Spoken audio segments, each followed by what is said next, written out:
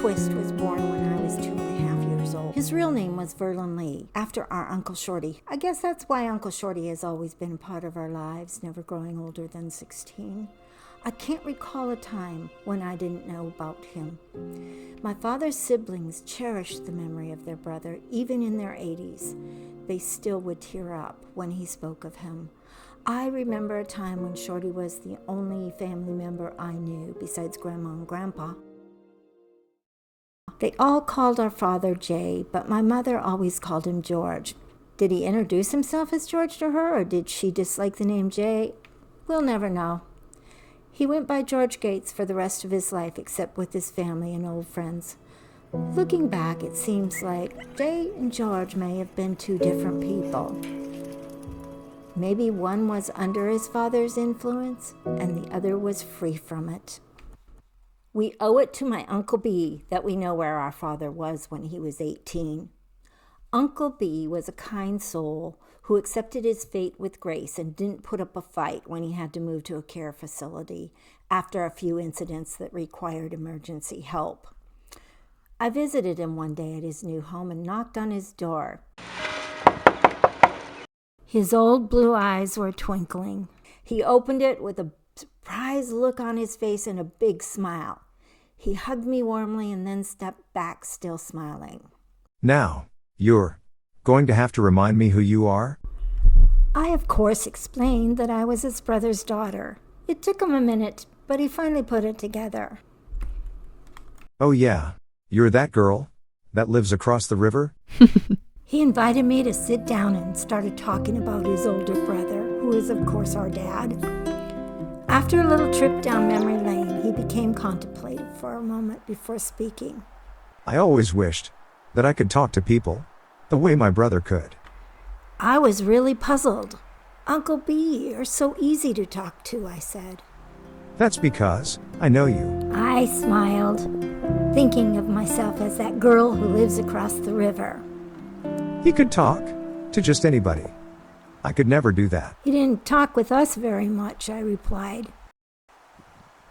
B told me the story of how his mother, Bess, begged him to drive her down to Christmas Valley in southeastern Oregon because she was so worried that his brother Jay would ignore his draft notice and end up in jail.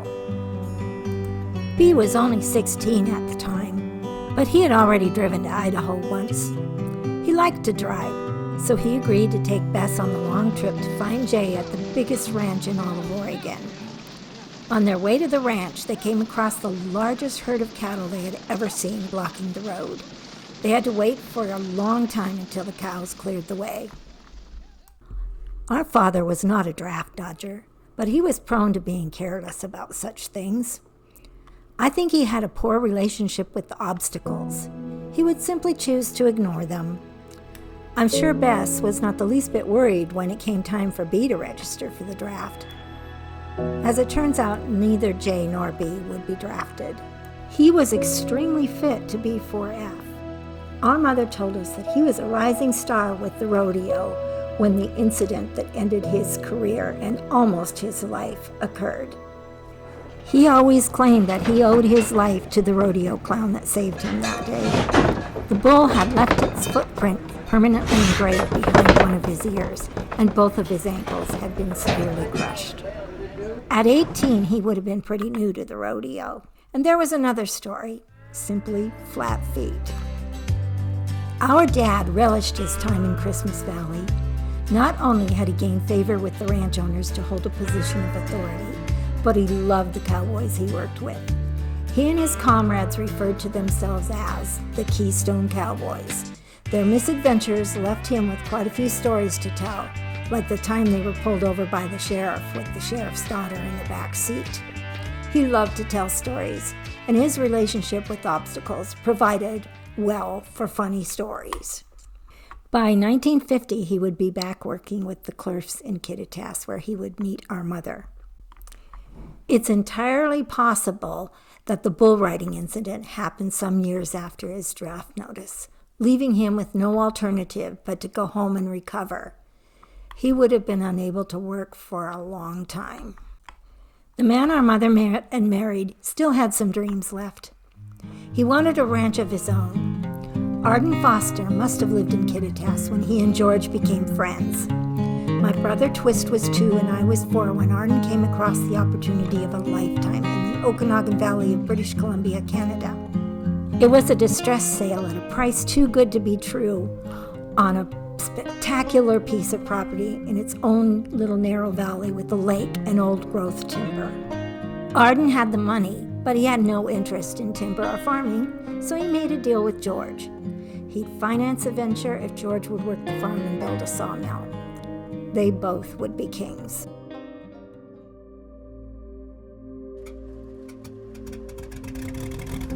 Arden took George up in a plane to view the place. Our dad, who didn't think twice about climbing on the back of an angry bull or getting in a boxing ring with some brute who wanted to smash his face, was about to face an obstacle he could not ignore. He was excited as he climbed into the plane, but as soon as they took off, he discovered his lifelong fear of flying. It was a glorious view, but he had his eyes closed for most of it, his hands clenching the seat. He couldn't wait for it to be over, and then he found out that the landing was even worse than the flight. He made the choice without even really seeing the place. He'd have everything he could possibly want, a pretty wife, some kids, and a ranch he could operate as he chose. Our teenage mother packed their belongings and loaded her 2 little kids into the Jeep with her husband. Did she know when they were driving up that there was no running water and no electricity? It wouldn't have mattered. She had no choice but to go. It must have been exciting for Carolyn to have her own house, and she loved the rugged beauty of the place and its surroundings. But she detested the day-to-day drudgery of a life without modern conveniences. Who could blame her? Drinking water, bath water, dishwater, it all had to be carried in buckets from the creek, even in sub-zero temperatures and 6 feet of snow. There was no blizzard too nasty to avoid the task. She had never cooked on a wood stove, and she washed clothes by hand, cranking the handle of a wringer while feeding the scrubbed clothes into it. She hated doing laundry. Wash water and rinse water needing to be hauled. The labor must have taken her the better part of a day and was definitely physically demanding. It wasn't long before Twist and I were deemed big enough to handle the water hauling chore. The 2 tin buckets we would carry, 1 in each hand, were each about half our size and incredibly heavy for us once filled with water. We shared our mother's distaste for this process. The creek was across the barnyard from our house, hidden by 2 small banks we'd have to navigate in order to get to the creek bed. It was always a struggle to carry the water up the banks where we could see our house. It sure looked like a long journey when we were carrying the full buckets by the thin handles that would feel like they were cutting into our hands. We would have to stop and rest every few steps, and we probably splashed out half the water we'd collected during the struggle. When we first arrived at Echo Lake Ranch, there were 2 shabby cabins on the property, and one was inhabited by the hired man Angus and his mother Hazel. Angus was a young Scotsman with fiery red hair and was always with her dad, who never suffered for company. I can remember liking to visit Hazel. She was a plump, cheerful woman who baked cookies and kept a canary in a cage. It was a sad occasion when she passed away and Angus moved off the property, leaving our mother with no one but her children for company. The spring and summer garden did seem to be something she enjoyed. An older couple, the Dennisons, operated a fishing camp across the lake, but we saw little of them. Our brother Tom was born that first spring in Canada. Twist and I both recall being very jealous, as our mother made such a big deal of how cute he was. Tom would be the first of 4 more children born during the 6 years we lived there. Tom was the only one that inspired jealousy. I once had an angry dream where I managed to turn him into pancake batter, only to feel remorseful that I couldn't undo the deed.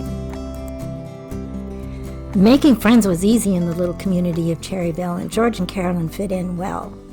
We were often socializing with the laid-back neighbors, the Werners, who were a musical family, Phyllis Werner was my age, and she had once sang and played guitar on the radio. We spent time with the Lesowskis, the Chenards, the Moros, the White Cottons, and the Myers family, who was having a little harder time of it. Snooky Myers became somewhat of a fixture for my brothers. Our mother would always treasure the social life that she had in Cherryville, but there were also days and weeks that she spent in complete isolation. Wilbur and Leona Hoffman and their 2 daughters, Aseneth and Carla, would eventually move onto a vacant farm halfway between the 5-mile drive from our house to the school bus. They were extremely religious. While our dad was an atheist, he maintained a lifelong friendship with Wilbur Hoffman. He tried not to swear as much when Wilbur was around. Swearing in sentences was one of his special talents. God damn it! Jesus H. Christ on a crutch. That ain't the goddamnedest thing I've ever seen. Shit! It seemed to work. At the end of the day, fueled by his foul words, he could fix anything. He had no qualms about being able to build a sawmill. He did get it done, but I'm pretty sure it took an awfully lot of cuss words. The school was 1 room with 8 grades and 1 teacher, Miss Weems. There were 4 of us in my grade, including Phyllis Werner, Bobby Hansen, and Douglas Chenard. Winters were dramatic and long, and so around 3rd grade, an ice rink was installed so we could skate at recess. The boys would play hockey, and of course twist excelled. Every morning we would face the flag with our hands over our hearts and sing God Save the Queen until Canada became independent from the British colonies. The morning routine did not change, but we had to learn a new song, O Canada, which we sang to a different flag. I learned to read in 1st grade, and Miss Weems, recognizing my gifts, would give me poems to read. Arden and Jean Foster would visit every summer with their sons Bruce and Wayne, who were just both a little older than me. In the summer we could swim in the lake, but only with an adult as the lake bottom dropped off in the shallows. When we were with friends, it was more likely that we would just go to Sugar Lake. Our Grandpa Freiner and his wife Myrtle came at least once to visit us. They were so lovely. Twice we'd taken trips with our mother. The first time was when Tom was a baby, and we took the train to Little Rock, Arkansas to visit Grandpa's farm. We got to eat some Gerber baby food on the train, and it tasted pretty good. Our mother loved to read, and she kept her books with all of her treasures in the attic space upstairs, which we called the cubbyhole. I loved the cubbyhole. She had the entire series of the Wizard of Oz books and lots of Zane Grey. She had used crayons to beautifully color in some of the pencil illustrations in the Oz books. I would read books from school, mostly about horses, particularly palominos, but I loved to pick a book from the dusty box in the attic, and by the time I was 10, I had read a few of my mother's treasures. There was one item in the cubbyhole our mother cherished more than any other. It was the most valuable thing she would ever own that was just hers. Carolyn loved baseball, and in the 1940s, the St. Louis Cardinals were somewhat of a dream team, going to the World Series more than once. The roster included the likes of Stan Musial, Joe Garagiola, Whitey Krowski, and Marty Marianne, among others. There was even an infielder who went by the name of Creepy Crespi. St. Louis was home to her grandparents, and she may even have been to a game or 2 during her childhood. The Cardinals were her team. I came across this treasure while looking for books one day. There was a wooden door to the cubbyhole just big enough to crawl through, and the only light came through the open door. The space was pretty big, but even I couldn't stand upright. It was dark enough that I had to search with my hands in order to determine the items in the boxes. That's what I was doing when my hand wrapped itself around what I immediately knew was a baseball. I took it to the light where I could see names in different handwriting inscribed on the ball. When I took it to our mother to ask if we could play with it, she simply said, "No, it's not a ball to be played with." When I asked why, I of course got the standard answer, "Because I said so." I couldn't understand why she was so mean about us playing with the baseball. It just made no sense. Tom finally got old enough that we had a batter, a pitcher, and a catcher and could play ball for hours. We didn't always have gloves, but we always had a bat and a softball. One day our mother had gone somewhere and we decided to play some ball. Only we couldn't find the softball. It was my brilliant idea. I would have asked her first, but she was nowhere around. Surely she'd let us play with her ball if we had no other ball to play with. I ran to the attic and rummaged through the boxes until I found it, and it was batter up. The plan was to get the ball back to the cubbyhole before she ever knew about it, but we played a little too long and she showed up. I tried to explain, but she didn't have much sympathy for our predicament. We stood shamefaced, waiting for an angry hurricane that surely was about to be thrust upon us for ignoring a "because I said so." But what happened was even worse. She put her hands over her face and began to sob. Shock mingled with shame, and Twist offered her the ball, thinking it would make her feel better. But she shoved it away and cried all the way back to the house. Our eyes must have been as big as saucers as we exchanged glances, unable to speak. We were concerned about what was wrong with our mother, but children can be pretty selfish little creatures. Our mother always made sure that we were terrified of crossing her, and that was our overriding issue. Not one of us was willing to risk going into the house.